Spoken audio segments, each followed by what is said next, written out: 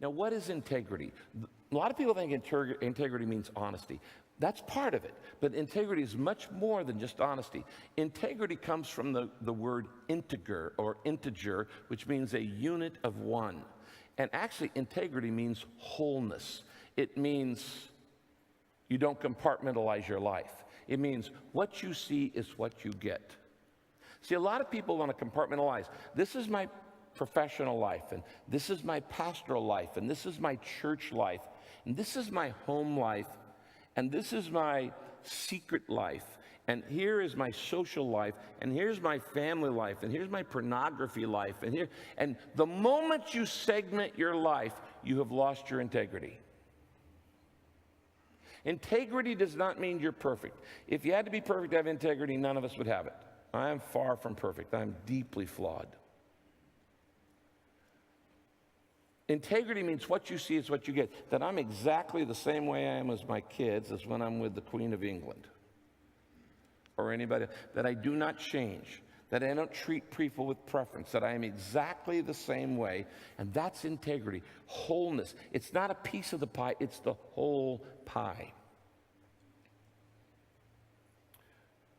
Most guys fall in ministry for what I call the Titanic myth. And the Titanic myth is I can take on a little water and not sink.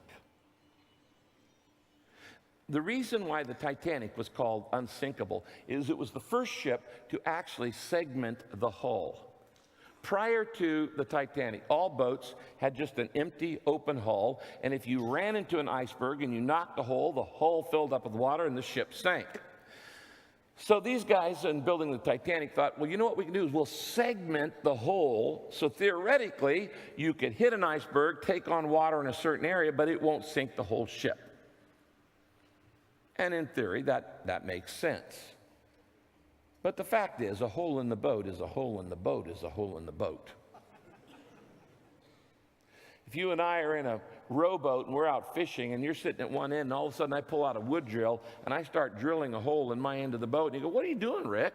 I go, oh, it's my life. I'm not bothering anybody. You live your life, I'll live my life. I'm drilling the hole. Okay, it's going to take you down.